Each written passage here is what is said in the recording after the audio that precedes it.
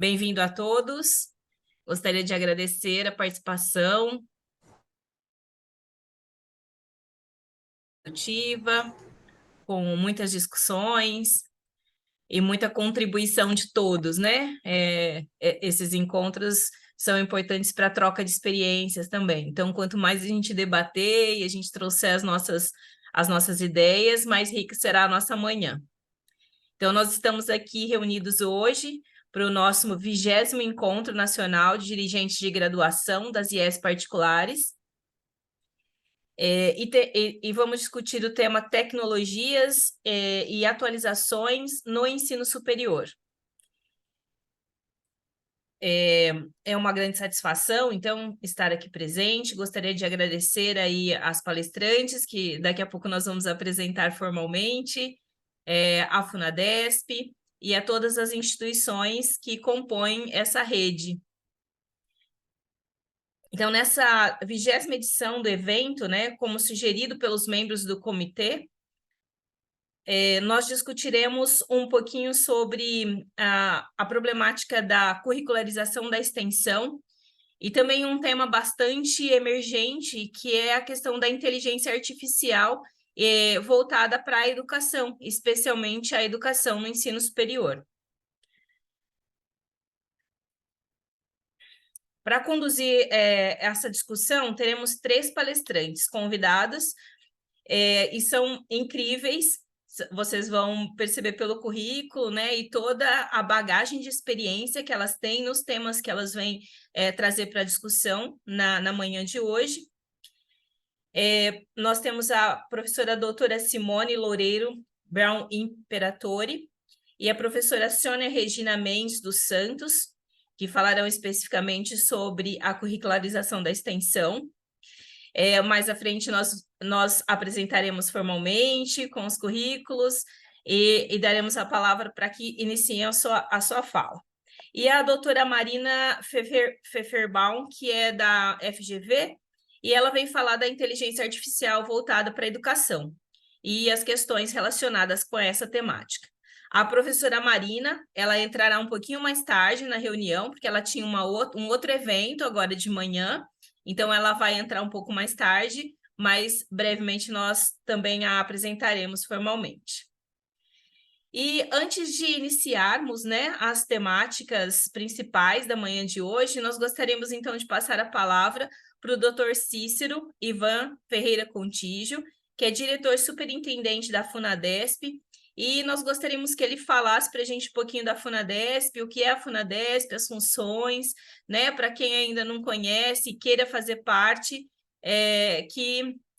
mostrar que a Funadesp está com as portas abertas aí para todos e para as instituições interessadas. Então, doutor Cícero, bem-vindo, obrigado aí por todo o apoio, né? A Funadesp que está por trás de todo esse evento, e é uma iniciativa muito importante, é a apoiadora principal aí desse encontro. Muito obrigado, professora. Nós estamos hoje num momento importante, porque está nos deixando, pela eleição, a nossa coordenadora nacional, que fez um trabalho brilhante.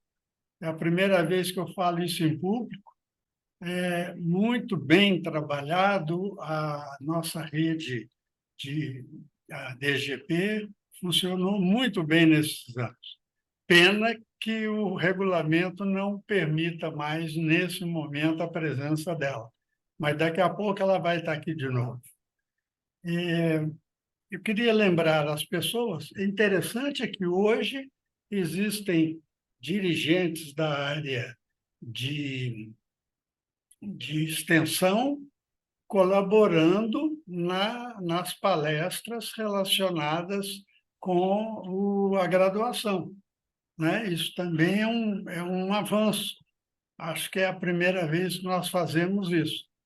E também são bem-vindas as professoras Simone e professora Sônia. Esse assunto da curricularização é realmente muito importante. Eu queria só fazer um resuminho pequenininho para aqueles que nunca ouviram falar da Funadesp. A instituição foi criada em 1998, portanto, tem 25 anos, criada por 69 entidades mantenedoras que estavam convencidas da necessidade de fomentar o desenvolvimento das pesquisas e melhorar qualitativamente o ensino superior particular. Nessa criação, a figura excepcional do nosso professor Edson Franco, que desde o início ajudou na construção da Funadesp, foi o primeiro presidente e depois foi, durante todo o restante da vida dele, foi membro do Conselho Curador. Temos muita saudade do professor Edson. O nosso trabalho, o foco da Funadesp, desde 1998, foi a criação de um sistema de bolsas de estudo e de pesquisa para formar professores atendendo às instituições de ensino e, por outro lado, ao aperfeiçoamento das técnicas de pesquisa. Em 25 anos, as pesquisas tiveram muitas mudanças, buscando novas experiências que cheguem, como tem chegado agora, à invenção e ao aperfeiçoamento dos produtos e processos. Essa expansão de informações tem efeito multiplicador. Desde o ano de 2000, que os dirigentes de pós-graduação da Funadesp, portanto, 2 anos depois da formatura, se reúnem todos os anos, anualmente, para essa grande discussão a respeito dos princípios da pesquisa. E nós, de certa forma, somos a prova de que a Constituição de 1988 estava séria e muito competente quando disse que as universidades, e aí são todas as escolas superiores, obedecerão ao princípio da indissociabilidade entre ensino, pesquisa e extensão. Desde então, criaram-se as redes específicas de extensão e de graduação, complementando a atividade da pós-graduação. A extensão, por ser uma atividade acadêmica, além do ensino e da pesquisa, possibilita a interação da universidade como um todo com os outros setores da sociedade. São aqueles que fazem o contato externo. Dessa forma, sociabiliza e democratiza os conhecimentos produzidos. O Forexp existe desde 2003 e tem sido também apoiado pela Funadesp. E nos últimos 3 anos, em decorrência da pandemia, nós sofremos uma mudança. Reuníamos todos os anos juntos, graduação, pós-graduação e extensão, em situação presencial. E faz 3 anos que nós só nos vemos agora em encontros online, que ampliou o número de pessoas participantes. Nós temos para essa reunião de hoje 231 pessoas inscritas. Então, no mínimo, é uma grande oportunidade. E os temas que são tratados por essas 2 redes e a Forexp são aquilo que é o mais importante no momento para as nossas universidades. Então, temos temas como a implantação do currículo por competência, que vai ser retratado hoje, inteligência artificial, curricularização da extensão, e tivemos, na semana passada, uma bela discussão a respeito da pesquisa sob a forma de redes de colaboração. Estamos evoluindo, estamos melhorando, e acho que isso propicia um número crescente de projetos de pesquisa, que é o foco principal da Funadesp. Estão todos convidados a continuar muito próximos de nós, a nos ajudar para que o nosso sistema de bolsas de estudos fique cada vez mais amplo e mais útil. Professora, muito obrigado. Eu queria aproveitar nessa despedida, com muito carinho, para lhe mandar um grande abraço. Obrigado. Outro abraço, o carinho é recíproco, doutor Cícero. Muito obrigada aí pelas palavras. E dando continuidade, nós vamos então iniciar a primeira palestra da manhã de hoje, com o tema Extensão e Currículo, Concepção, Estratégias, Potencialidade e Desafios.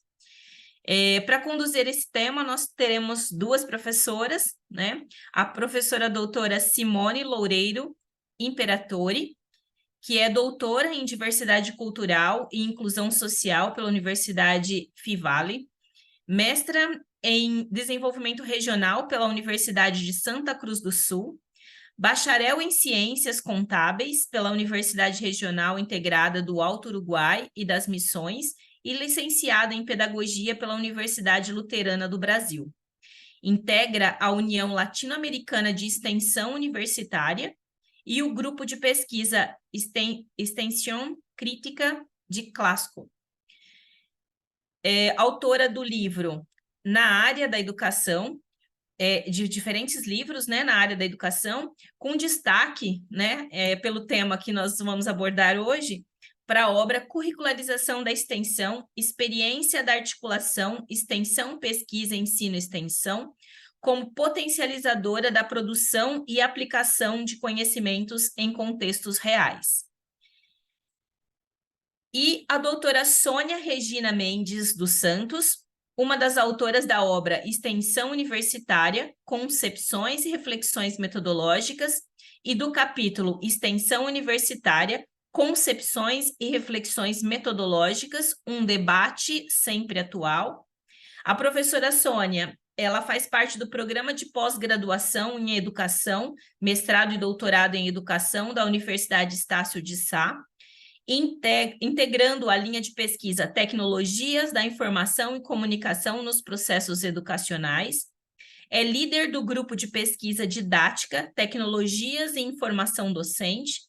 É doutora em Educação pela Universidade Federal do Rio de Janeiro, tendo realizado pós-doutorado em Educação pela USP. É mestre em Educação pela Universidade do Estado do Rio de Janeiro e licenciada em Pedagogia pela Universidade Federal do Rio de Janeiro. É graduada em Psicologia pela Universidade Federal Fluminense. Então, pelo currículo das professoras, elas têm muita experiência, especialmente em extensão, e acredito que trarão muitas contribuições para todos nós na manhã de hoje. Então, professoras, agradeço novamente pelo aceite, né, ao nosso convite, e passo a palavra a vocês nesse momento. Bom, bom dia a todos. Sempre com enorme prazer que estamos presentes, eu e Simone, quando somos chamadas, né, Simone, para falar sobre extensão universitária, que é um assunto que preenche nossas vidas, nossas emoções, e aceitar o convite da Funadesp sempre é fundamental, até porque a gente faz parte também do grupo, estamos lá no outro fórum, no fórum de extensão, e atender a Cláudia também é fundamental. Antes de mais nada, agradecer a presença de todos, porque eu sei que liberar uma manhã, quem trabalha na administração superior, sempre é muito complicado. Vamos tentar otimizar esse tempo, fazer valer a pena, né, Simone, por estarem aqui conosco. O nosso convite hoje, né, Simone, foi para que as pessoas pudessem conhecer um pouco das perspectivas com que eu e Simone temos trabalhado. Vou deixar a Simone falar só, se apresentar um pouquinho para a gente começar, certo, Si? Certo, bom, é muito bom estar aqui com vocês. Cláudia, muito obrigada pelo convite, né? Professor Cícero, né? É sempre bom estar aqui com o grupo de trabalho. Também sou diretora acadêmica, também passo o dia inteiro, né? Nessa muvuca, né? Que é a nossa vida, né? Principalmente instituições menores, que eu sou de uma faculdade, né? Então a gente, né, na verdade, é pau para toda a obra, né? Mas a nossa paixão, como disse a Sônia, tudo para, porque realmente, né, a gente vê um sentido diferente e a gente quer compartilhar um pouquinho essa experiência, né, em poucos minutos, né, mas dentro daquilo que é viável. Muito obrigada. A gente fez uma atividade o mais dinâmica possível, né? Eu vou tentar compartilhar aqui a nossa proposta. Antes de mais nada, a gente vai tentar se ater ao tema, mas sabendo que também esse tema que a gente vem trazendo, ele é muito maior do que a gente vai fazer esse pequeno retrato, né, Simone, dessa temática. Eu ainda continuo estudando muito sobre extensão universitária, estou me encaminhando para outras perspectivas com relação a esse tema, mas entendo que, nesse momento, a gente tem que ser mais didática, no sentido de aproximar os presentes para a construção do assunto a partir do nosso olhar, meu e de Simone. Simone escreveu sobre isso, eu também, então a gente tenta trazer um pouco dessa visão, mas entendendo que a gente não vai dar conta dele aqui hoje, eu já vou avisando aos presentes, porque ele é muito mais amplo, ele requer mais aprofundamento no campo da teoria curricular, as finalidades da educação, no campo até de pensar as funções da universidade. Hoje eu me sinto muito mais premida para trabalhar nessa temática num outro patamar, mas é preciso também nos aproximar disso. Eu vou tentar compartilhar e vamos, enfim, começar. Eu acho que todos estão me vendo. Eu vou tentar abrir aqui um pouquinho para ver como é que vai ser. Estão me vendo? Sim, professor, mas Sim? a Ótimo. apresentação está na tela do PowerPoint, não está na tela da apresentação. É engraçado, aparece para mim como... Vamos lá de novo, que eu sou perseverante. Primeiro clica na apresentação, lá Sim, na telinha, e depois compartilha. Aí clica na... tá. Já está aberta aqui para mim. Vamos a ver agora. Agora compartilha aí. Uhum. Foi agora? Vamos ver, está abrindo. Agora foi. Sim. Então tá, vamos lá. Bom, antes de mais nada, eu acho que a gente tem uma preocupação muito grande hoje de trabalhar com alguns sentidos para a extensão, porque, notadamente, a gente tem alguns marcos legais, tem discussões que atravessaram os últimos anos, desde as reformas universitárias, desde o processo de redemocratização da Universidade Pública Brasileira, da abertura da universidade para toda a população, mas a extensão sempre teve um sentido muito bem organizado, que foi evoluindo ao longo desse período por várias perspectivas. A que a gente tem trabalhado muito, está alicerçada na experiência que a própria Simone, que é autora dessa linha, vem, vamos assim, publicizando, criando corpo teórico para falar sobre isso. A gente tem defendido uma extensão acadêmica, social, norteada tanto por objetivos acadêmicos como por objetivos comunitários. Eu acho que esse é um sentido que a gente quer preservar nesse debate de hoje, porque as pessoas geralmente imaginam uma extensão de pé quebrado, que eu digo, né? Ou com objetivos acadêmicos, mas sem objetivos comunitários, ou o contrário, fortemente comunitária, mas com poucas inserções na parte acadêmica. Conjugar tudo isso faz do trabalho dos extensionistas e das áreas de ensino uma preocupação constante. Como é que a gente evolui para uma extensão que tenha esse equilíbrio na organização da pauta em que a gente se propõe a realizar dentro da área extensionista, agora com a centralidade que ela obtém. A gente tem vivido também um movimento muito grande na América Latina da extensão crítica, que eu acho que é muito interessante esse diálogo nosso do Brasil com essa extensão crítica que a gente vem defendendo até em algumas produções nossas e alguns trabalhos em parceria. A Simone é uma forte representante desse movimento da extensão crítica, participando, né, desse debate no âmbito da América Latina, e aí eu acho que a gente tem um pilar aqui brasileiro que é fortemente alimentado por essa discussão, que aí já parte por uma perspectiva muito mais voltada para entender a função da extensão mais por uma compreensão de uma realidade, mas, ao mesmo tempo, uma realidade que te impõe uma postura muito mais crítico-reflexiva e também que você possa entender que esse movimento como um todo, da extensão crítica, ele traz consequências tanto para o fazer da universidade, como também na construção da própria movimento da extensão dentro das instituições. Então, quando a gente advoga que temos uma extensão crítica, a gente está defendendo um conjunto de valores. Eles são essa discussão de sempre participar ou partilhar ou criar condições para que a universidade, por meio do trabalho, da troca de saberes com a comunidade, possa ter como consequência essa participação efetiva da instituição na comunidade, mas também uma produção cientificamente embasada, que tenha uma prática problematizadora, que tenha um pilar crítico-reflexivo, que não seja o que eu chamo, a grosso modo, às vezes, de uma fazeção destituída de sentido político, metodológico, teórico-reflexivo, que isso não ajuda ao primeiro objetivo, que é dar sentido à extensão com seus objetivos comunitários e de formação.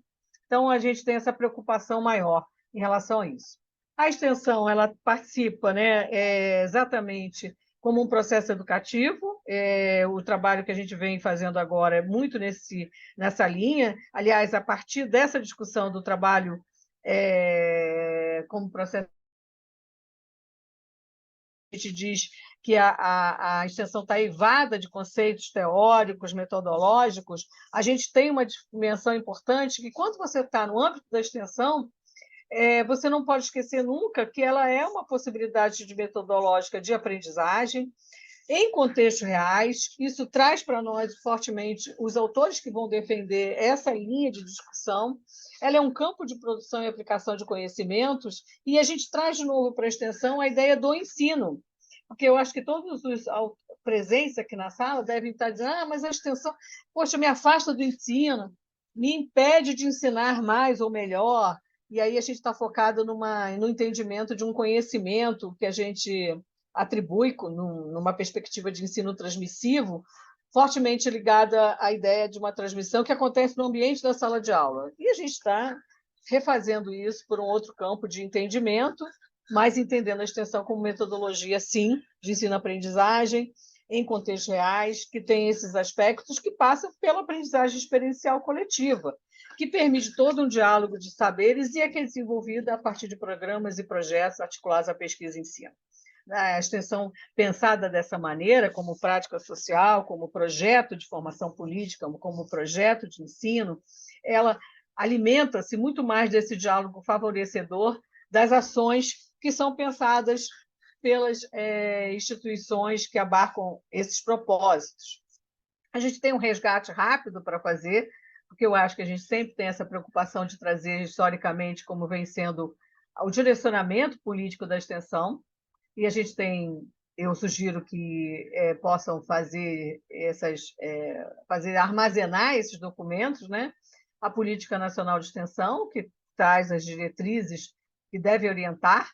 Tem uma nossa pauta, né, das diretrizes que se valem de pontos importantes para o pensar extensionista: a interação dialógica, que está lá descrita, a interdisciplinaridade, a interprofissionalidade, a indissociabilidade, que o Cícero falou ainda há pouco, ensino, pesquisa e extensão, o impacto na formação do estudante, impacto e transformação social. Todas essas dimensões estão eivadas de conceitos e também de práticas e dinâmicas que devem ser incorporadas. A gente não fala disso somente como uma perspectiva utópica, mas ela nos move para um pensar extensionista e um fazer alimentado por esses conceitos, que, inclusive, num trabalho mais recente, eu e Simone acrescentamos a questão do intercultural como mais uma dimensão que deveria estar presente. A gente depois vai apresentar esse trabalho como sugestão de leitura. A Resolução 7, que marca, né, finalmente o estabelecimento das diretrizes da educação superior, e o parecer, que está em processo de homologação, que revê essa resolução a partir de alguns pilares que vale a pena recuperar. O primeiro pilar, que é o reconhecimento pela nova visão, né, atualizando a resolução. Logicamente, os tempos pandêmicos inauguraram uma nova linha de discussão em todo o Brasil. Eu acho que não houve uma instituição que não ficasse impactada pelos tempos pandêmicos e não tiveram que refazer seus processos educacionais, seus processos formativos. E aí o surgimento, né, das questões relacionadas à dinâmica da educação à distância, em atividades síncronas e assíncronas, e, mais uma vez, a resolução se move para reconhecer, eu acho, a participação da extensão universitária, incorporando carga efetiva nas atividades de extensão, de forma que possa dinamizar tanto programas e projetos como cursos, estabelecendo aí uma carga horária diferenciada que possa ser feita utilizando a tecnologia educacional ao nosso favor, que eu diria, né?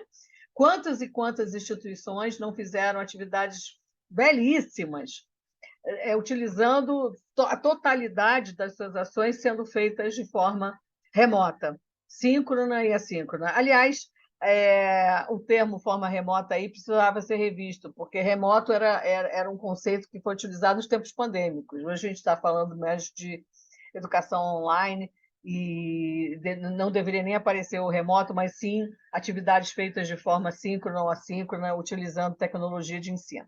Então, as tecnologias digitais estão aí para isso, elas nos favorecem, há muitas possibilidades de esgotar a extensão através desse movimento de incorporação e reconhecimento do papel das tecnologias digitais. Eu trabalho também com isso e vejo como potenciais no uso da extensão. A alteração também se deu com relação ao processo da oferta das atividades, e aí eu acho que tem um ganho, né, enorme, porque a justificativa foi flexibilizar ao máximo o processo de oferta de atividade de extensão, e tudo que vem com o conceito de flexibilidade é muito interessante. E aí vem um ponto que eu considero valioso para nossas próximas atividades extensionistas, que foi o estabelecimento dos percentuais com uma variação de ocupação entre 10% a 12%. Os outros 2 artigos já estavam previstos, o impacto, a articulação, e uma discussão que eu gosto muito de ter, que talvez hoje a gente não consiga aprofundar, Cláudia e os colegas, mas que eu acho que é muito interessante, que é permitir a participação dos estudantes em quaisquer atividades de extensão. Isso nos leva para um ponto que é como a instituição se organiza para fazê-lo, como é que ela também possibilita isso de alguma maneira, como é que ela cria essas possibilidades. Lembra lá dos nossos valores, interprofissionalidade, interdisciplinaridade. Isso tem uma discussão valiosíssima quando a instituição abraça essa possibilidade. Porque a gente fica ainda nas caixinhas, né, Simone? Cada um no seu quadrado na formação, e a gente esquece da riqueza, da qualidade das possibilidades que a gente pode oferecer ao estudante numa perspectiva em que valorize. Então, ao invés de pensar 860 mil coisas na extensão, a gente pode pensar coisas mais integradas, mais interprofissionais, mais interdisciplinares, e aí favorecer até o desenvolvimento desse valor. Bom, quando a gente fala sobre as estratégias, aí eu já estou caminhando um pouco da concepção para a discussão das estratégias, é sempre a ideia de trazer para o campo da extensão os pilares que nos favorecem. Uma perspectiva de formação integral, que se articula o tempo todo entre aquilo que a gente chama de perfil profissiográfico relacionado às profissões, de modo geral, abarcadas pelas pró-reitorias de ensino, que tem sob sua responsabilidade, dependendo da instituição, 10, 12, 15, 20 cursos, né, Cláudio? O céu é o limite, né? O céu é o limite, né? Instituições estão imensas, né? Quando eu olho a quantidade de ofertas, né? A quantidade de possibilidades de formação, e, ao mesmo tempo, verificando como é que essa instituição se vale dessas possibilidades que estão relacionadas às diretrizes, mas não esquecendo a formação desse profissional cidadão. Essa ideia, né, de uma formação integral, cidadã, alinha e acho que estimula, vamos dizer assim, as instituições a pensarem como é que você vai fazer uma proposta de formação em que as linhas de extensão que existem estão em documentos formais, que é a Organização de Sistematização da Extensão, é um documento antigo, mas a gente pode socializar, e as linhas de pesquisa numa formação que articula esses aspectos e não empobrece nenhum deles, não é mesmo? Esse é o grande pulo do gato, que diz assim, não vou trabalhar com as linhas de extensão, eu vou aniquilar as chances de pesquisa? Muito pelo contrário, você está estimulando o aparecimento de questões centrais que desenvolvem a pesquisa e, sobejamente, a gente está falando de ensinar e formar o tempo todo. A gente não abriu mão disso. Quando a gente hoje olha graficamente como é que se tornou eu acho que essa divisão, eu não gosto de falar divisão, mas essa hierarquia de tempos e horários nas instituições, a gente olha muito nessa linha, né? A gente tem um corpo de disciplina, tem os TCCs, tem disciplinas práticas, tem atividades complementares, tem os estágios, mas eu quero defender meu cantinho aqui da curricularização da extensão como integrado todos esses elementos aqui e não como uma sobrecarga, um peso, né? Porque as instituições podem dizer assim, nossa, lá vem mais coisa para me tirar disciplina, lá vem mais coisas que vai aniquilar a minha formação. Vamos pensar de forma muito mais aberta, né, em relação a isso, porque a curricularização da extensão quer se somar à formação integral dos seus alunos, à formação profissional. Ela é um braço importantíssimo dessa formação, que se estabelece a partir, eu acho que, de uma dinâmica rica e poderosa com relação às características que ela pregoa.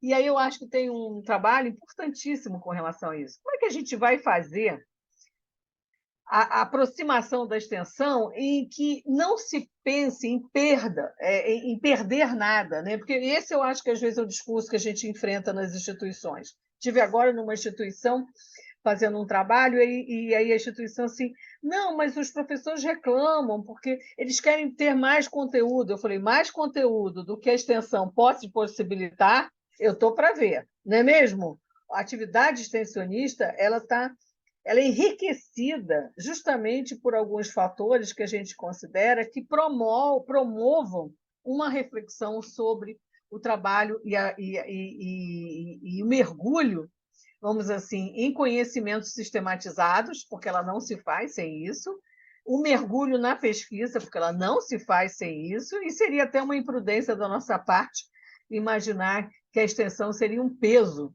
ao currículo. Ela é o currículo, é essencialmente um currículo. Então, vamos lá pensar nos valores e características essenciais que passam pelo protagonismo dos acadêmicos, e eu acho que isso é um ganho quando as instituições conseguem vislumbrar esse protagonismo, o quanto aqueles alunos, e eu vejo na minha própria experiência prática, os alunos se envolvem, mas eles gostam muito, eles querem muito isso, né? Eles não querem mais só a passividade e tudo mais, eles se envolvem na atividade extensionista, eles também, a gente precisa perceber nesse movimento do protagonismo, que também quando a gente trabalha com atores sociais e se envolve com as comunidades e instituições e ONGs, terceiro setor, o que a gente for se envolver, dependendo do perfil, dependendo da experiência, a gente está formada por uma discussão que eu acho que é fundamental. Tem um microfone ligado. Obrigada, Sandra. Então, tem uma área que é fundamental. Nós também temos um compromisso muito sério quando a gente se aproxima desses atores. Eu sempre digo que a gente não vai lá intempestivamente. A gente cria uma metodologia para isso, porque a gente quer trabalhar com perfil formativo, mas a gente não pode esquecer a conexão que a gente tem e os valores que a gente apregou como instituição seriamente comprometida com o desenvolvimento local. Então, talhar dentro das nossas características, relação teoria e prática, o contexto de aplicação, a utilização das DCNs, que são fundamentais para pensar esse marco, a identidade institucional, claro que estamos aqui falando com várias instituições, com diferentes identidades, e principalmente com a conexão com o mercado de trabalho, que não deve deixar de existir. Então, eu vou puxar a minha brasa, gostou? Para a sardinha, né, que eu encontro como significativamente que eu preciso atuar e utilizando todo o meu cabedal de conhecimentos e possibilidades. Logicamente, isso remete à interdisciplinaridade, à interprofissionalidade, como acabei de falar, é principalmente um marco significativo para a indissociabilidade, pesquisa, ensino e extensão, e pode ser feito, como eu falei, com atividades presenciais em EAD, como a gente acabou de ver nos novos marcos regulatórios que estão em processo de homologação. Então, a gente ganha características essenciais em relação a isso e também ganha uma série de potencialidades para a formação acadêmica. Voltando ao eixo da formação acadêmica, vamos lá. O que a gente espera desse eixo? Na verdade, o que a gente pensa é que a gente hoje vive um momento no mundo inteiro da educação como processo contínuo, o aprendizado é contínuo, não há como nós limitarmos essa possibilidade. E aí vem a experiência extensionista como promovendo essa reflexão sobre a aprendizagem contínua, alguns autores vão dizer aprendizagem ao longo da vida, ampliação do universo de referência, porque o contato direto com as questões mais atuais, contemporâneas, vão enriquecer exatamente a experiência discente nesse marco dos aspectos teóricos, metodológicos e práticos. Não existe fazer extensionista em que isso não esteja muito alinhado. Então, quando o professor fala para mim, mas o que eu vou ensinar? Vamos aprender juntos, porque as questões contemporâneas são gritantes, elas nos empurram para problemas que a gente não consegue resolver se a gente não busca essa articulação teórica, metodológica e prática o tempo todo. Não tem solução pronta de prateleira em extensão universitária. Ela se faz no decorrer das ações. A nova lógica de aprender, a gente entende que o conhecimento como intervenção no real e não representação do real, e a concepção solidária do conhecimento a partir do diálogo, dos modos de conhecimento e práticas sociais, como a participação dos grupos sociais na concepção, execução e fruição da intervenção. Logicamente, isso tudo traz uma série de possibilidades que eu acho que eu e Simone temos trabalhado muito, que é a discussão central hoje de como a extensão universitária ela se abre para um entendimento de que os grupos com os quais a gente vai dialogar sejam merecedores de toda a consideração, respeito e articulação possível para que a gente entenda exatamente o que a gente vai fazer nesse trabalho. Nós temos ainda algumas preocupações, né, de legitimação do conhecimento, como produção social, e fruto dessa ação, problematização, reflexão, ação, e da educação como relação dialógica. A educação tem a ver com essa inserção, com atividade experiencial, com processo formativo integral e pesquisa voltada para a ação social. Nosso trabalho realmente não é relacionado às atividades complementares, TCC, estágio, embora possam dialogar com isso, se assim for, eu vejo muito importante como o trabalho de extensão se voltando para os TCCs como resultado, e é o que a gente pode fazer hoje de mais interessante, mantendo as ações não de forma descontinuadas, inorgânicas, assistemáticas, espontaneístas, nada disso pulverizados no currículo, mas exige uma tremenda organização. Eu acho que uma engenharia, uma arquitetura, Simone, assim, do trabalho para ser realizado. Eu já vou finalizando a minha participação para que a gente possa poder avançar um pouco mais nisso, porque a gente realmente tem que trabalhar nessa lógica de romper com uma extensão voluntária, acessória, eventual, marginal, o currículo, entendendo o percurso de sistematização dos discentes.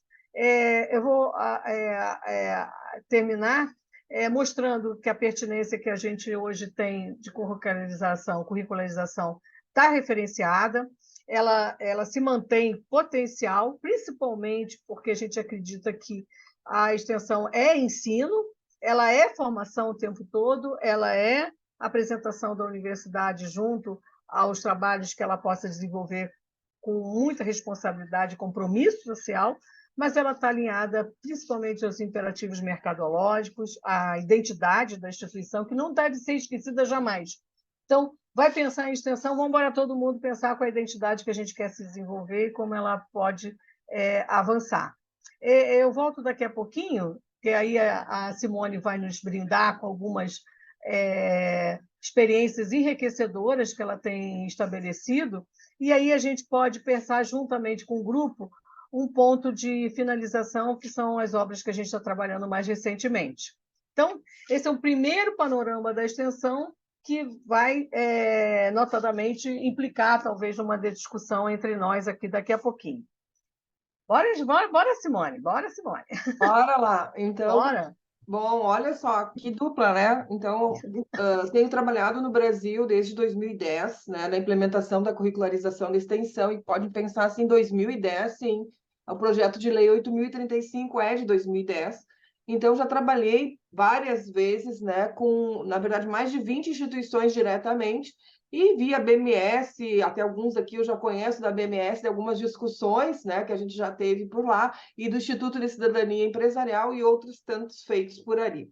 Hoje trabalho diretamente, além do Brasil, trabalho em Honduras, na Universidade Nacional Autônoma de Honduras, na Universidade Simão Bolívar, da Colômbia, né? Então, a gente tem trabalhado em instituições em que não é obrigatório a implementação da extensão, mas que optaram por isso, crendo que nós estamos tratando não de uma problemática, mas de uma potência que se reveste de currículos inovadores com impacto social. E é isso que eu tenho discutido nos diferentes fóruns que tenho trabalhado, né? Exatamente em refletir percursos socioformativos, com uma responsabilidade tripartite, onde a instituição, a sociedade, e aí pensando os diferentes atores, setores, movimentos sociais, e, ao mesmo tempo, não poderia deixar de ser, os discentes, como a Sônia aqui colocou, protagonizando esse percurso. Isso quer dizer que eu entendo, e junto com a Sônia temos discutido isso, que não existe metodologia mais ativa do que a extensão articulada à pesquisa. Né? E dentro desta perspectiva e daquilo que a Sônia trazia como extensão crítica, é pensar uma prática, aquela ação, reflexão, ação, né? Em que nós temos reflexão sobre a própria prática, não são meras práticas, né?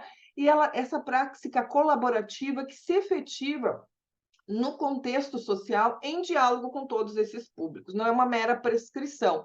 E pensem comigo, nós estamos falando de uma proposição que transforma os problemas reais e de interesse coletivo, porque existe uma questão lá no marco regulatório que diz pertinência social, portanto, problemas de interesse coletivo, esses problemas reais, eles se transformam em situações de aprendizagem para o desenvolvimento das competências desejadas no perfil do curso. Por isso, esse imbricamento com o perfil de egresso.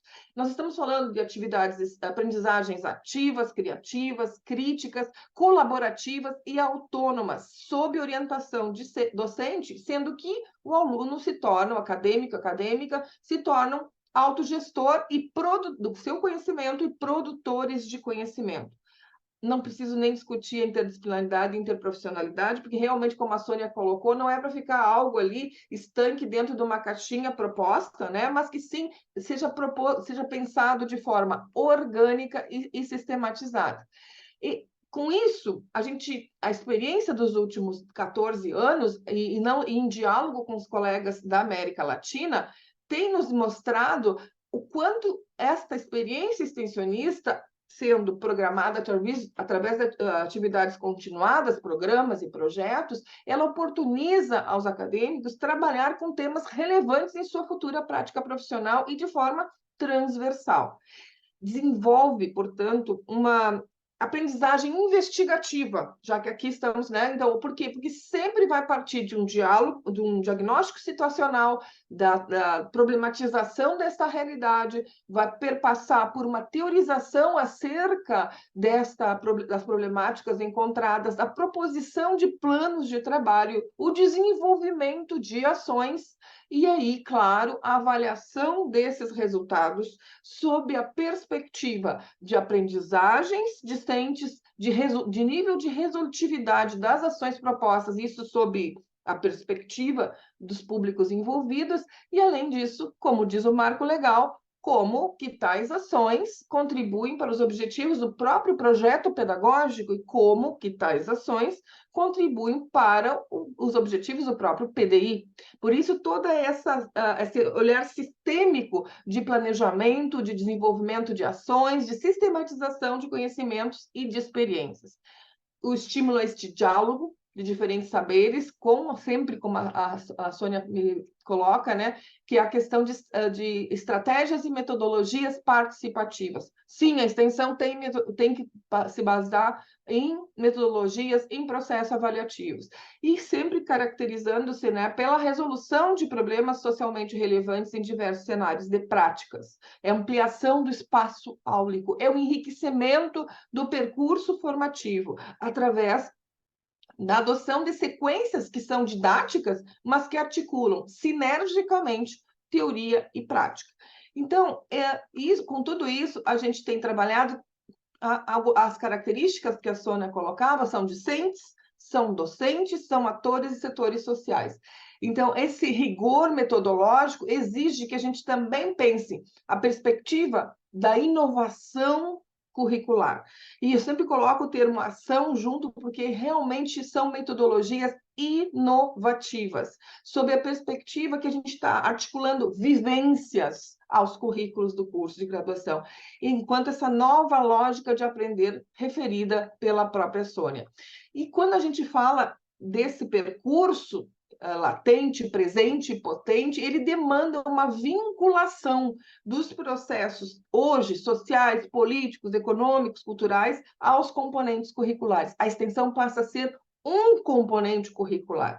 E aí, quando eu digo um componente, é porque vai estar transversalizando todos os demais. No currículo, no desenvolvimento das metodologias de trabalho, na questão da indissociabilidade, e aqui às vezes eu coloco assim, nem sempre ensino, pesquisa, extensão. Pode ser extensão, pesquisa e ensino também. E pesquisa, extensão, ensino, e assim as coisas vão acontecendo. Porque, na verdade, é sempre sob a perspectiva de um eixo pedagógico que apreende e problematiza a realidade, que busca respostas às questões problema e que se aprende fazendo. Isso é o enriquecimento da experiência discente que a Sônia referia em termos metodológicos e práticos. E essa experienciação, que essa concepção acadêmico-social da extensão, a gente tem que referir, porque muitas vezes se coloca a extensão se confunde a extensão como braço da responsabilidade social da instituição. E eu sempre questiono, então a pesquisa não tem responsabilidade social, o ensino não tem responsabilidade social, a gestão não tem responsabilidade social? Não, para além disso, é uma dimensão acadêmica que tem impacto social, assim como as demais. E o que essa curricularização vai nos implicar? Tem gente que fala inserção da extensão, tem gente que fala creditação da extensão do currículo. Por que a gente ainda mantém o que a América Latina defende, que é a curricularização da extensão? Porque entendemos que essa semântica da curricularização, ela sinaliza um currículo em ação, um currículo em movimento, um currículo em permanente retroalimentação. E a definição desses mecanismos de operacionalização desse processo extensionista demanda uma definição estratégica ou definições estratégicas, que passam, como a Sônia colocou, por uma reestruturação da própria arquitetura curricular, a sistematização de registros acadêmicos, de instrumentos, de modelos, de fluxos, de processos, estabelecer essa correlação da própria curricularização com a autoavaliação institucional, né? E aí a gente tem que pensar como a gente vai avaliar na autoavaliação institucional que estamos cumprindo ou mensurar como estamos fazendo o atingimento dos objetivos do PPC e do próprio PDI. Não pode prescindir de formação docente, de forma alguma, porque em todos os movimentos que fiz, em todas as instituições que me aproximei, eu coloco uma pequena pesquisa diagnóstico, né? De forma que a gente possa entender qual é a perspectiva dos docentes e o que eles nos sinalizam. Eles nos sinalizam a deficiência de formação e de experiência em extensão. Eles não compreendem, esse é um grande luto docente e uma compreensão equivocada que há uma perda de conteúdos, como a Sônia referiu, exatamente pelo desconhecimento de uma dinâmica de trabalho atravessada por programas e projetos de extensão. Então, também demanda a sensibilização discente. Então, tenho trabalhado com audiências públicas com os nossos acadêmicos e acadêmicas em todas as instituições, sensibilizando-os para essa nova lógica de aprender, que prescinde exatamente desse compromisso solidário com seu percurso de aprendizagem. E saber o que significa aprender na e pela extensão. Também não podemos deixar de pensar nesses mecanismos de operacionalização do processo extensionista, que não é um projeto que saia de dentro para fora da instituição, senão nós estamos ratificando uma proposta de bancarização da própria educação, no qual se leva o conhecimento a quem não tem, como uma mera comunicação e socialização. A ideia, metodologias dialógicas não aderem a esse tipo de proposta. Nós precisamos de fóruns comunitários, nós precisamos de planejamento permanente, nós precisamos pensar devolutivas, feedbacks, né, de forma que a gente possa retroalimentar permanentemente o percurso. Bom, eu vou compartilhar, eu fiz poucos slides, diferente da Sônia, eu só fiz alguns infográficos aqui. Então, eu vou tentar compartilhar agora, e aí vocês me digam se está ok. Não? Está ok? Tá ok, professor. Tá, então ali, o que as instituições... Lá na revista 45, número 45 da BMS, a gente apresenta, de quem quiser buscar, né, tá lá no site da BMS, o que as instituições estão fazendo? Porque não existe uma prescrição, né, Sônia? Porque, na verdade, assim, aquilo que a Sônia falava antes, depende da identidade, depende do território de inserção, para definir os eixos. Mas como que as instituições têm feito? Bom, elas têm feito têm propostos programas institucionais. Até ontem eu conversava com um fórum da Universidade Federal do Pará, né, e trabalhava com uma dinâmica, né, inclusive com a FRJ. Então, assim, tem instituições, então, que definem programas e projetos institucionais, ou seja, que vão atravessar todos os cursos, né? E aí, claro, que aqui se ocupam dos componentes curriculares e dos que são transversais também ao currículo, a parte de direitos humanos, a parte de educação ambiental, a parte de empreendedorismo tem sido muito forte, de acordo com os valores institucionais, né? Então, e outros tantos, né? As próprias relações étnico-raciais, então, a cultura afro-brasileira, indígena. Então, como é que a gente trabalha isso, né? Pode trabalhar em projetos transversais. E daí, sob a perspectiva de diferentes áreas, né? Também trabalhamos com projetos integradores, né? Em que depois eu tenho mais slides que a gente vai mostrando assim de forma gráfica, com projetos integradores, os mesmos projetos integradores que recheiam a maior parte dos currículos no Brasil, e especialmente na educação à distância. O que muda é a dinâmica de trabalho, com implicações, como eu digo, metodológicas e avaliativas, e com a participação definitiva de atores sociais. Né? Também trabalhamos com, de repente, assim, por exemplo, na Argentina, nós temos diferentes propostas, né? Mas uma delas, por exemplo, o professor Gustavo Menendez, ele nos diz assim: também podemos ter o mesmo currículo e nova forma de conhecer. Isso significa trabalhar com atividades, com unidades curriculares de extensão, ou seja, com as disciplinas que hoje temos e que transformamos metodologicamente a partir de uma ressignificação metodológica. Aqui, o que eu quero dizer? Tem que haver uma organicidade, não é uma pulverização de ações em todo o currículo, porque isso, inclusive, inviabiliza a própria participação dos discentes, porque não adianta colocar 10 horas em cada componente curricular, porque eles não vão conseguir fazer tudo, e ainda nós não temos como mensurar o impacto e os efeitos e os resultados desta ação de forma fidedigna, né? Então, a gente precisa, sim, estabelecer uma estratégia articulada à pesquisa e de forma que a gente possa ter eixos de atuação. Aqui tem alguns itinerários, está com numeração errada. A gente pode pensar trilhas universais, como eu falava ali, isso aqui é de uma instituição que eu trabalhei. Então, tem uma série de componentes curriculares, né? E aqui tem as trilhas que são universais, que essa instituição definiu. Então, é uma trilha de empreendedorismo, uma trilha de inovação e uma trilha de tecnologia. Isso implica mudar o currículo, porque daí eu vou ter que extrair 10% da carga horária, porque, gente, é matemático. Nós temos que cumprir de 10% a 12%, né? Então, primeira questão é matemática. Então, de onde vai sair esses 10% a 12%? Então, se a gente quiser pensar trilhas universais, a gente vai ter que extrair esta carga horária de algum lugar, porque ampliar o currículo, o número de horas, não tem sido uma solução factível para as instituições, especialmente as privadas. Então, vamos tirar e fazer isso de maneira universal. A UFRJ dava exemplos ontem, por exemplo, né, pegando o exemplo da experiência de ontem, que ela definiu essas linhas por curso, não só universais da instituição, mas que cada curso pode definir a sua, mas que daí o que acontece? Os alunos podem, essas ações vinculadas a esses grandes programas estão distribuídas em diferentes propostas, em diferentes horários, em diferentes dias, e os alunos, de forma universal, podem escolher, porque na resolução, como disse a Sônia, ao aluno é facultado a escolha dos componentes e da prática extensionista. E ainda diz mais, que devem ser ofertadas no turno da sua vinculação, né? Então, a gente tem que pensar como que a gente vai efetivamente operacionalizar isso. Não é possível fazer isso? Ótimo, vamos pensar outra questão. Podemos trabalhar com trilhas eletivas, ou seja, cada curso elege as suas trilhas, o seu NDE, ou as áreas de conhecimento, melhor ainda, elegem as suas trilhas. Por exemplo, por que a saúde vai trabalhar políticas públicas de forma isolada por curso? Por que políticas públicas aplicadas à saúde? Pode trabalhar de forma colaborativa, assim como pode ter as suas trilhas que são específicas.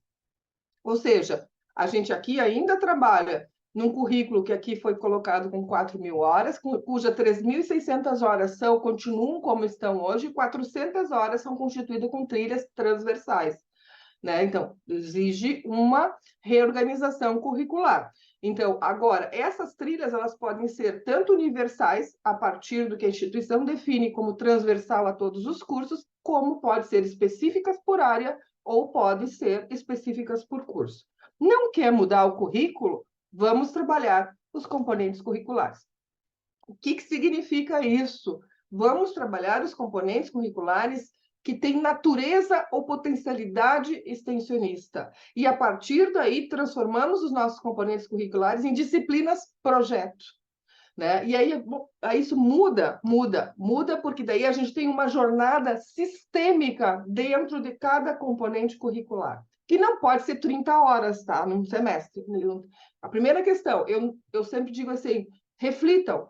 A partir do segundo semestre, vamos começar a implementar a curricularização. O primeiro semestre, geralmente, é um esquenta, é uma aproximação com o ethos extensionista, é uma proposta de um conjunto de ações. A partir do segundo semestre, nosso aluno já tem vínculo com a instituição, provavelmente já compreenda a metodologia, eu deveria fazê-lo, de trabalho, já conhece o seu projeto pedagógico, o seu coordenador de curso já apresentou essa jornada de integralização curricular e mostrou cada etapa, ele já conseguiu se organizar. Com isso, nos componentes que foram, no caso, independentemente de ser projetos institucionais, de ser projetos, trilhas específicas por área ou específicas por curso, ou como unidades curriculares extensionistas, todos eles vão perpassar um trajeto teórico, né? E esse trajeto teórico, vocês veem abaixo ali, né?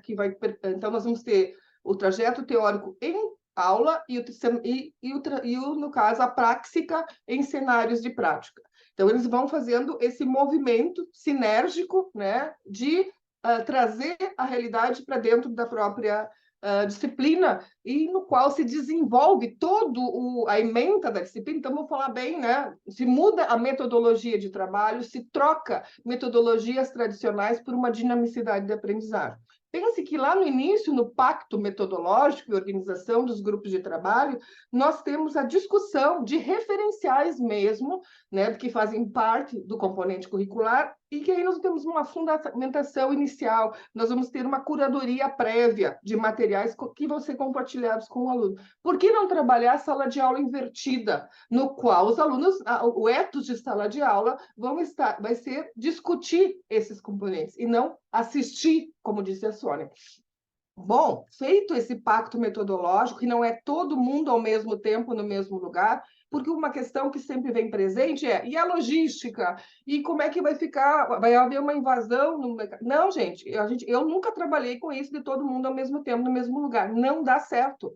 Os nossos alunos, têm realidades, vão trazer a realidade dos nossos alunos para dentro da sala de aula. Eles vão trazer a realidade do seu bairro, da sua empresa, né, do seu território de inserção. Então, eles vão trabalhar colaborativamente, mas a partir da sua dinâmica, da sua proximidade. Então, não tem logística, eles se organizam, eu digo, pagamento de transporte, etc. e tal. Então, a gente organiza já de forma que eles entendam que vai ser desta forma, eles vão identificar os públicos, claro, que a cada planejamento de estratégia, definido o eixo de trabalho, como disse a Sônia, né, em que vamos trabalhar aqui a questão de empreendedorismo, vamos dizer, e é transversal a todos os cursos, ou de acordo com a especificidade de cada curso. Ou, Sônia, podemos trabalhar a questão atenção a vítimas de violência, a questão de direitos humanos, ou inovação tecnológica, ou então a educação e promoção de direitos, ou a saúde e segurança do trabalhador. Eu posso citar itens para cada uma das áreas de formação, porque já trabalhamos com todas, né, Sônia? Meu primeiro trabalho foi em 127 cursos. Né? Então, assim, a gente tem que passar limpo a realidade territorial, não é uma prescrição que sai de dentro da universidade. Por isso, a estratégia de definir quais problemas são socialmente relevantes e que têm aderência ao percurso de formação. E com quem vamos dialogar. Que públicos são esses com os quais vamos dialogar? E com isso, os nossos acadêmicos já sabem, olha, aqui vocês podem trabalhar com escolas, com empresas, etc. Eles vão atrás destes vínculos, eles vão identificar os públicos. Essas mentorias que recheiam o percurso, e o número é muito maior do que isso, é exatamente para o momento, assim, professora, eu preciso de ajuda para tal coisa, né? Então, assim, a gente vai identificando, porque eles vão lá levantar demandas. E vocês veem que tem os seminários diagnósticos. Pensem um movimento de sala de aula real, né, execuível, em que 10 grupos de trabalho, por exemplo, numa sala de aula com 60 alunos, né, os professores reclamam que eles não sabem fazer. Né? Então, assim, nesse sentido, vamos dividir em 10 grupos, 6 componentes por grupo, né? Vamos pensar uma conta de padeiro, Sônia, né? E aí, cada grupo desses, a partir de um roteiro estruturado, porque eles precisam disso, eles precisam saber o que deles é esperado. Então, aqui no diagnóstico, basicamente, o que vai ser levantado? Eles vão lá, levantam e discutem em sala de aula. A riqueza dessa sala de aula, que é recheada de diferentes realidades, diferentes problemáticas, de diferentes grupos e movimentos sociais. Aí vocês imaginem a potencialidade de exploração teórica de tudo isso. A gente fica catando case para rechear a sala de aula e os cases estão ali. Aí, bom, agora a gente vamos ter que priorizar alguma dessas demandas que sejam realmente importantes para esses públicos. Aquilo que a Sônia disse, privilegiar, né, o protagonismo também dos públicos envolvidos.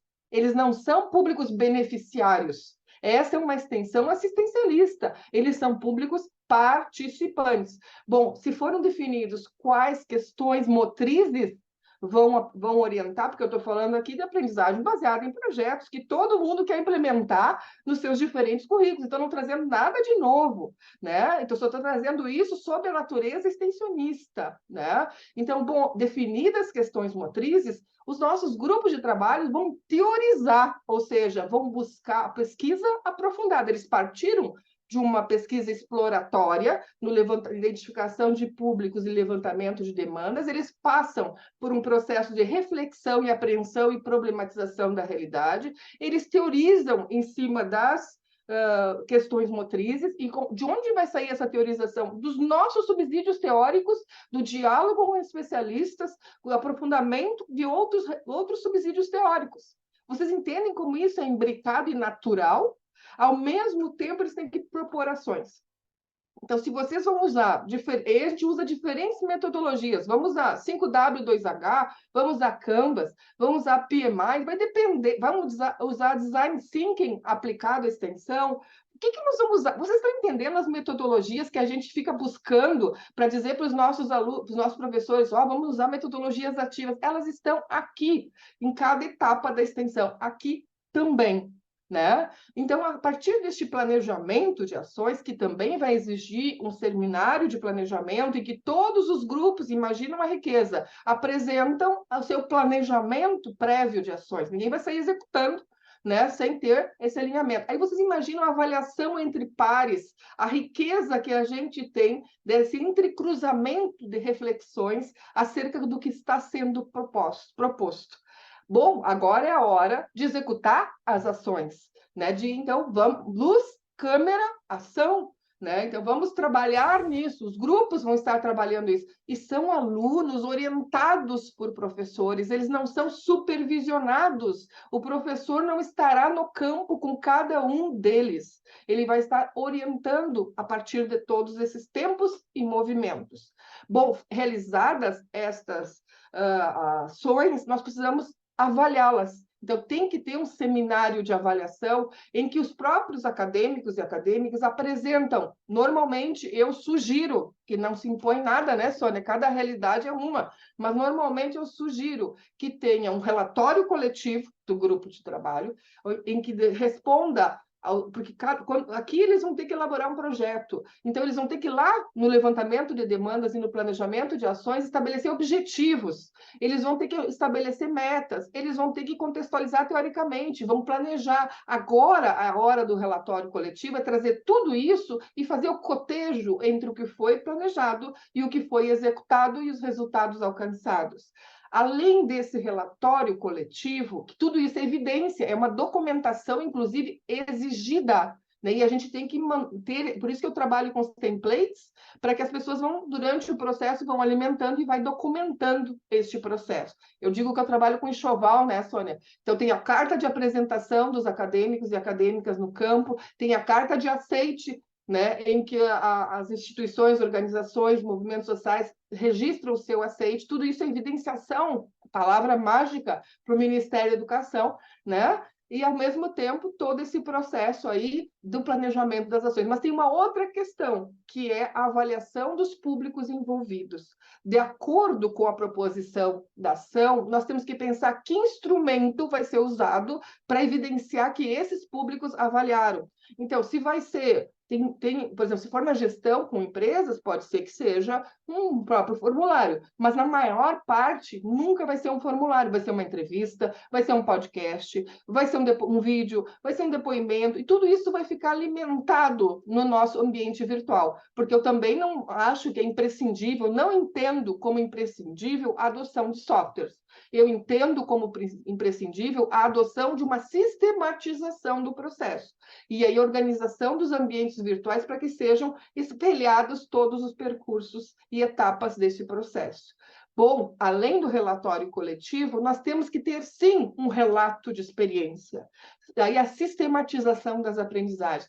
Bora lá, Oscar Hara, vamos trabalhar essa sistematização, que nós temos um referencial na América Latina, e isso potencializa a produção acadêmica, a produção docente, né? E isso trabalha de forma sinérgica e íntima a essa sinergia de ensino, pesquisa e extensão. Então, o que eu tenho? Vou sair daqui, eu me empolgo, me perdoem, né? Então, o que nesse sentido, a gente tem que pensar? Né? Tem que pensar em que medida, né, a gente vai estar trabalhando na ressignificação desse fazer extensionista. Isso envolve novas epistemologias, com certeza. Isso envolve a territorialização da universidade, da faculdade, do centro universitário. Nós temos que pensar que pautas são socialmente relevantes, porque sem ler o PDI de ninguém, ou alguns eu até li, né, que eu estou vendo alguns velhos conhecidos aqui, né, a gente já sabe que todos estão comprometidos com o desenvolvimento das regiões. Então, sendo assim, que pautas são socialmente relevantes e que atravessam os currículos dos nossos cursos? de que forma nós vamos mobilizar os diferentes atores com os quais nós vamos dialogar nas ações extensionistas. E por isso eu intitulei Fóruns Comunitários, mas eles dizem assim, olha, nós temos uma proposta de trabalho assim, assim, assim, com vários públicos, né? Como que isso vai ser institucionalizado?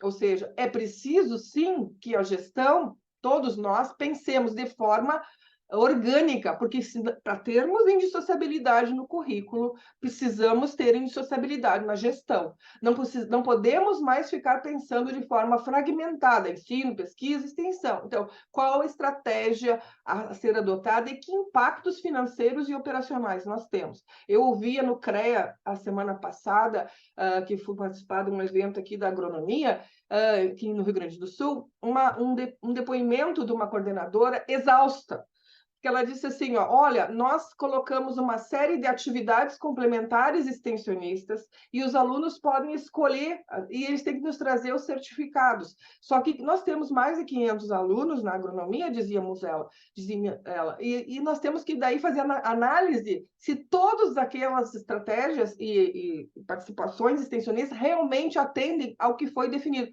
Isso é inviável. Né? Isso é inviável. Imagina a professora passar todo o tempo, chegar... E ainda eles só podem entregar no sexto semestre, a partir do sexto semestre. Então, tu imagina se chega lá e não é computado, como é que vai se formar. Isso não nos serve. Nós temos que pensar nessa sistematização de registros, de indicadores, de fluxos e processos. Nós temos que aprofundar o debate de metodologias aplicáveis à extensão, o que realmente é dialógico, e isso está na resolução. O que realmente vai promover a transformação social? É esse o objetivo. O que vai promover a inclusão acadêmica do extrato populacional de 18 a 24 anos? É por isso que nós estamos fazendo tudo isso, tá? Porque nós temos que olhar a meta é a inclusão acadêmica do extrato populacional de 18 a 24 anos, né? Então, por todo esse esforço que estamos envidando para a curricularização da extensão e outras 19 estratégias que estão ali arroladas para a meta 12, então como que isso realmente converge, né? E como o nosso processo avaliativo vai se desenhar? Porque não é mais G1 mais G2 dividido por 2, né? Não pode ser. Isso não é extensionista, isso não é processual, isso não é aderente. Então, nós temos que ver como que nós vamos trabalhar. E essa arquitetura pedagógica, como disse, ela demanda formação docente continuada e acompanhamento permanente.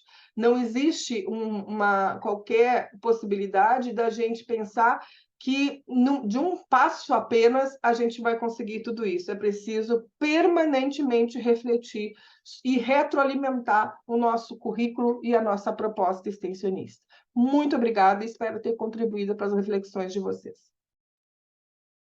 Obrigada, Desculpa, hein, professora. Cláudia? Desculpa que a gente estourou um pouquinho o tempo, né?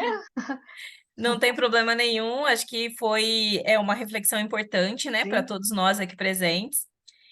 Devido, então, ao tempo, né, e aos compromissos também da professora Marina, que já está presente. Bem-vinda, professora Marina, obrigada por aceitar esse convite.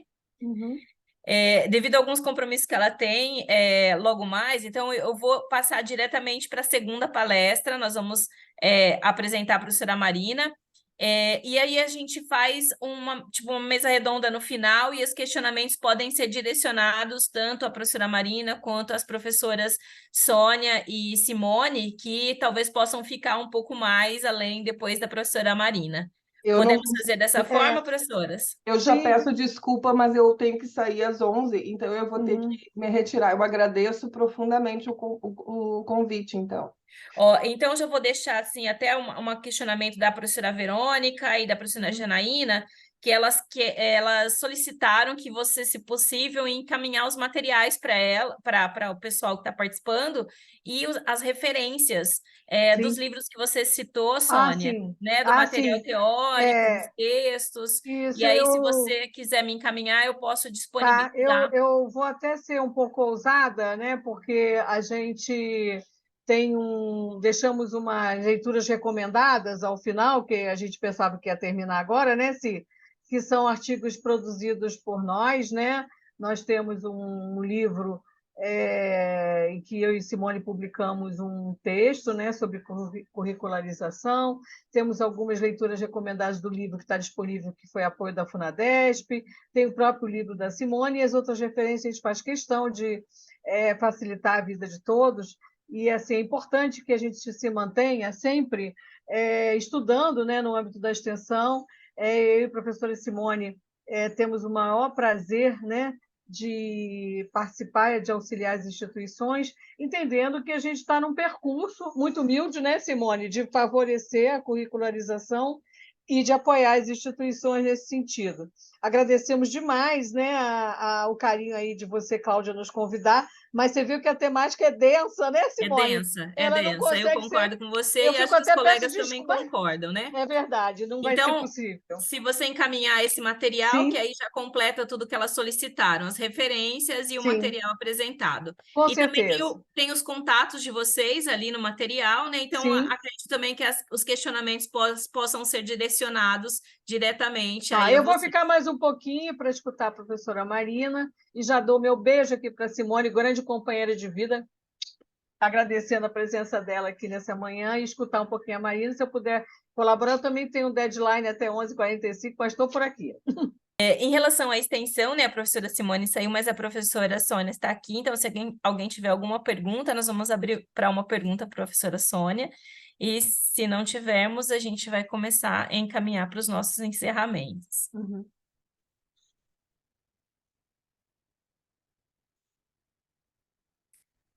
Sônia, eu tinha anotado uma questão aqui até durante a Sim. fala da Simone. Ela colocou, né, da importância de nós prepararmos os docentes, né, para até entender essa questão da extensão, como trabalhar com a extensão e como a extensão ela é importante para o desenvolvimento de competências, né? Mas será que os gestores ou os mantenedores, né, eles têm essa noção, né, do quanto a extensão ela pode colaborar e quais as formas de implantar essa extensão na universidade para que ela seja realmente efetiva, né? Então, se você pudesse brevemente falar um pouquinho sobre isso, e depois eu vou abrir para a Maria para ela fazer uma pergunta. Olha, gente, eu acho que temos um longo e tenebroso caminho, porque a gente vem de uma perspectiva extensionista, assistencial, limitadora, dentro das bases da construção das nossas universidades como instituições filantrópicas. Eu sei porque eu estava lá vendo tudo isso, né? Nem é por ouvir dizer, eu estava lá na gênese das instituições filantrópicas, então, notadamente, isso atravessou muito a compreensão da extensão no Brasil até os modelos mais atuais. Acho que a gente tinha episodicamente no Brasil uma ou outra instituição mais arrojada do ponto de vista da extensão, por compreender já como processo de ensino, já compreendendo integrada ao currículo por força dos fóruns de discussão, das públicas, das comunitárias, das particulares. Então, a gente já tinha um movimento, vamos dizer assim, significativo. Mas hoje eu acho que ainda é um empenho maior de todos nós que estamos na extensão universitária, na área de ensino, é fazer essa mudança para o ensino efetivo que a gente imagina que seja mais adequado para esse momento atual do nosso ciclo de vida na humanidade. Uma unidade bastante abalada por tantos problemas, por tantas questões, e eu acho que o ensino superior precisa realmente se ressignificar, tanto no modelo profissional como no modelo da formação cidadã.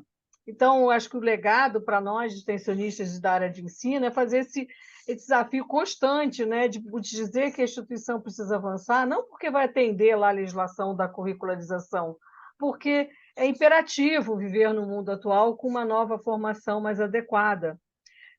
A gente acabou de assistir a Marina aí falando das pessoas que vão ser inúteis, né? Quando ela fala lá na fala de um autor, né? O Hara. Então, assim, a gente fica muito entristecido, dizer assim, peraí, a gente vai fazer isso, o ensino superior brasileiro não vai se apresentar, né? Fazendo o seu movimento de renovação, de inovação, de criação de valores, de entender a dinâmica societária contemporânea, seria um desperdício. Mas eu acho que isso é uma conversa profunda com os mantenedores.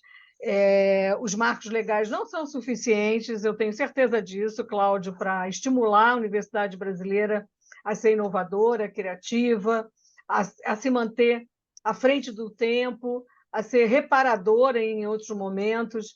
Então, é uma discussão muito profunda, mas eu acho que a gente tem que fazer força para isso acontecer, mostrando que os modelos pedagógicos nada mais são do que possibilidades da gente trazer, vamos dizer assim, ares novos, Cícero. Gosto de ares novos, refrescar, não é mesmo, a universidade, atualizá-la, fazer com que ela diga assim, olha, nós estamos realmente trabalhando para um futuro que a gente não conhece muito bem, não tem ideia, porque ninguém aqui tem bola de cristal, Madame Mim, mas a gente imagina que a gente vai estar compondo um outro tipo de profissional, de ser humano, de pessoa, para viver com os ditames que vão aparecer, que a gente é incapaz de prever, não é mesmo?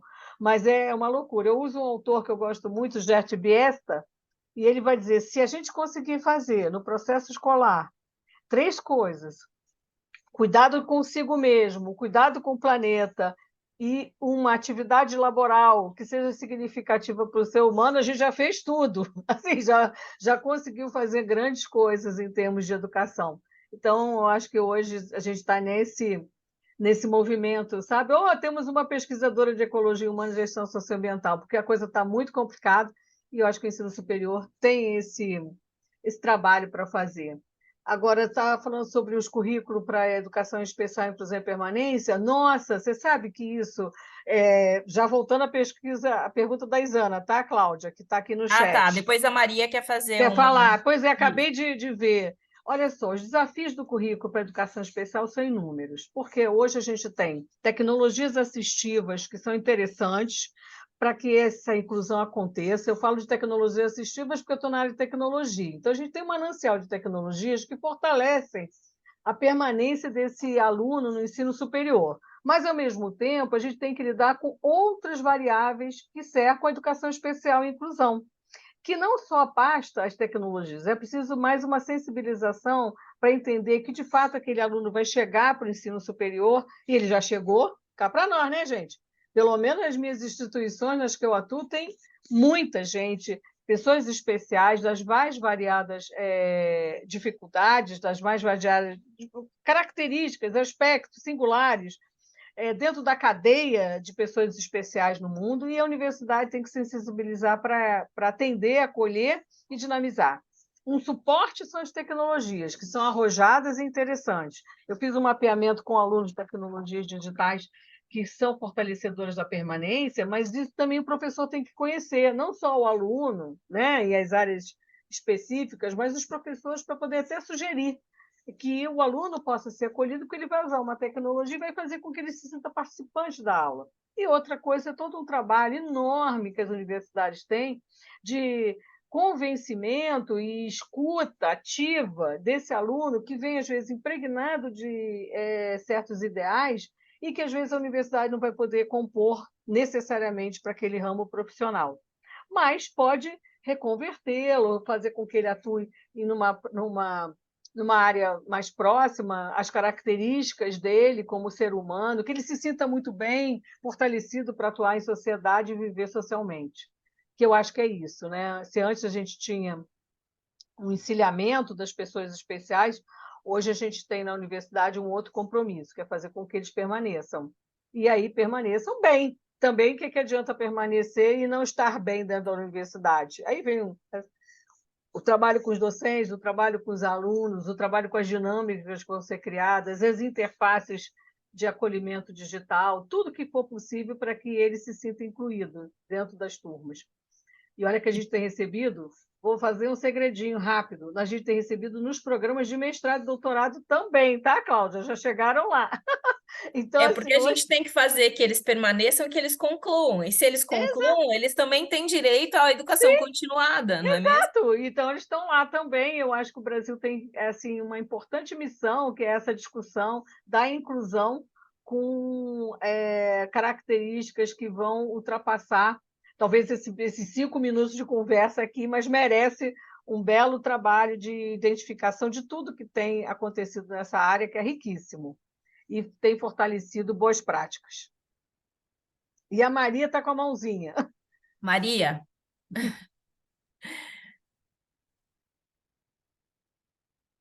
Eu não escuto. Nós não estamos escutando, Maria. Uhum. Tá sem áudio.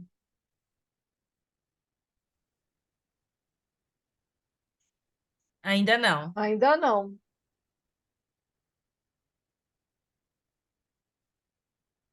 Quer deixar o seu questionamento no chat? No Pode chat, deixar. Isso. Agora, Cláudia, parabéns pelo evento. Foram 2 temas muito interessantes. Acho que quem ficou até o final se sentiu bastante provocado. E o trabalho da professora Marina é excelente. Eu também estudo Excelente. as mesmas questões e gostei muito do olhar com que ela até cumprimentei, porque foi muito bom. Posso fazer um questionamento, professora Sônia? Questionamento, Claro, Flávio. uma complementação. Eu acho que talvez a gente tivesse nessa rota da importância da extensão, a gente deveria ter talvez um olhar assim mais global, né? Porque a universidade, na realidade, ela tem um tripé: ensino, pesquisa e extensão. Isso batido, todo mundo sabe. Qual é o elo de ligação entre esses três aí? É o conhecimento. Conhecimento. O que liga os três pilares é o conhecimento. Uhum. Então, quando eu olho, por exemplo, o ensino, qual é a finalidade do ensino? É reproduzir o conhecimento, tanto no nível de graduação quanto pós-graduação. Esse é o pilar que a gente tem do ensino e a relação do conhecimento. Quando eu olho a pesquisa é o pilar, tanto na graduação quanto na pós-graduação, para a produção de conhecimento novo. É ali que eu produzo conhecimento novo. E talvez no terceiro pilar é onde a gente mais falha. Porque o que é o conhecimento na extensão? É o uso e a disseminação dele. É como usar e como disseminar isso para a sociedade. Uhum. E essas três coisas andam juntas, não tem como separar. Isso tanto para a extensão vale também na graduação quanto na pós-graduação. Talvez a gente tivesse que sempre tentar trabalhar isso de forma conjunta e não separada. Uhum. Se a gente trabalha de forma separada, parece que primeiro a importância é o ensino, depois é a pesquisa e depois é a extensão. Na realidade, isso não ocorre, estão todos no mesmo nível, eles se complementam, né? Talvez tentar trabalhar nessa igualdade, né, dos três pilares. Os três são importantes, né? Com certeza. Isso tem me provocado muito, Flávio. Eu tenho assim arrumado já um artigo sobre o conhecimento, né, como uma instância da extensão universitária, porque parece que a gente não trabalha com conhecimento, e a gente trabalha com conhecimento o tempo inteiro. Sim. E eu acho que faz falta essa discussão madura da dissociabilidade, respeitando-se que o Brasil precisa fazer essa integração de modo muito rápido, porque a gente ainda está trabalhando nas caixinhas, sabe, Flávio? E isso me deixa muito preocupada. A gente tem uma pós-graduação ainda, digamos, que atua muito timidamente na inserção social dos programas do Brasil, embora seja pujante, a gente tem muitos programas de mestrado e doutorado, e a gente ainda é uma provocação para o Brasil pensar novas formas de organização universitária, o que mexe com instâncias de poder, valores, né, Flávio? Como é que a universidade vem se criando? E eu digo, ainda ela é pesada, quando ela tem que ser mais leve, mais dinâmica, mais integrada, em que ela possa fazer realmente o que a gente espera de uma universidade à frente do seu tempo, provocando a nós, educadores, para sair do nosso tripé como caixinhas fechadas e sim fazendo parte de uma grande preocupação com a formação humana, que hoje, para mim, é valiosíssima. Sem isso, a gente não vai andar, Flávio. No caso da pós-graduação, quem tem programas, né, Sim. A gente percebe que a CAPES tem colocado lá com um relativo peso já a inserção social do programa. Sim. Importantíssimo. E isso traz a realidade para o programa, a extensão. Porque a inserção social é exatamente ali que você pode trabalhar com todo o processo de extensão. E tem um peso hoje que é quase 20% da avaliação está baseado, né, nesse quesito. Sim. E olha, só que eu acho que eu vou falar uma coisa assim que vão ter que me desculpar. Primeiro, eu quero valorizar o trabalho da Maria, que está aí no chat, né, pautado nas ideias freianas. Freire ainda é uma discussão interessante que contribui muito para o pensar da extensão nos aspectos da dialogicidade, da consciência, da extensão e não com todo o arcabouço teórico freiriano, e que não é desprezível nos termos de hoje. E com relação a isso, Flávio, com relação aos 20% que está impactado lá na relação da pós-graduação, tem uma coisa muito interessante. Quando a gente alinha as instituições com relação à inserção social, você compreende que cada uma tem uma interpretação, eu diria, livre sobre a inserção social. Então, nesse balaio de gatos, tem gatinho de tudo quanto é cor. Assim, todas têm vertentes de inserção social, umas mais arrojadas, outras mais tímidas, outras que eu não consideraria até que estão dentro de um pensamento de inserção social. A lacuna deixada por... Quer dizer, o lado polissêmico da inserção social permite variações. E eu acho que ainda precisa alinhar muito isso no Brasil para que a gente tenha uma inserção social de fato, e não alguns arremedos ou entendimentos.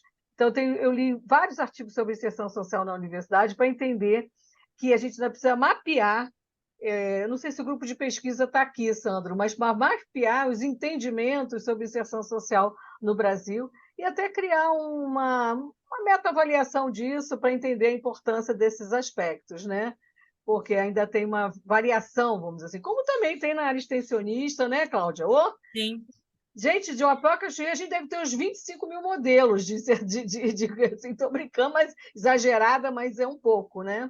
E aí eu acho que o trabalho que a gente tem hoje é de mapear, identificar, esclarecer e aprofundar essas discrepâncias, discordâncias, não para buscar um consenso, que ele é impossível, mas para alinhar em função de valores e finalidades educacionais. Bom, obrigada, professora Sônia. Nós não temos mais tempo, mas acredito que a gente conseguiu assimilar muita coisa nova hoje. Uhum.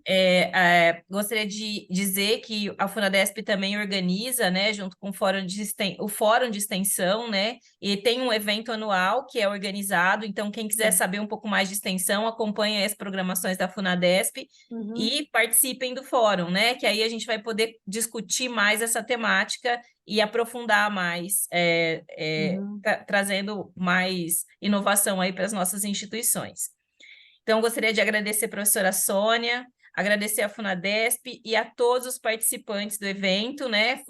Para mim, foi enriquecedor. Então, essa manhã foi muito produtiva. Acredito que os colegas também tenham, pelos comentários no chat, tenham gostado bastante. Nós vamos deixar uma avaliação do evento depois na plataforma. Os certificados vão ser encaminhados para os seus e-mails e também podem ser baixados diretamente da plataforma. E agradeço todos aí pela participação. Bem-vindos aos novos membros aí do comitê e que todos tenham um bom dia e um bom restante de semana. E em Até a breve próxima. vamos enviar também o vídeo do encontro. Ah, sim. O vídeo e as professoras vão encaminhar os materiais delas para a gente também encaminhar para vocês. Ok. Parabéns, pessoal. Muito obrigado.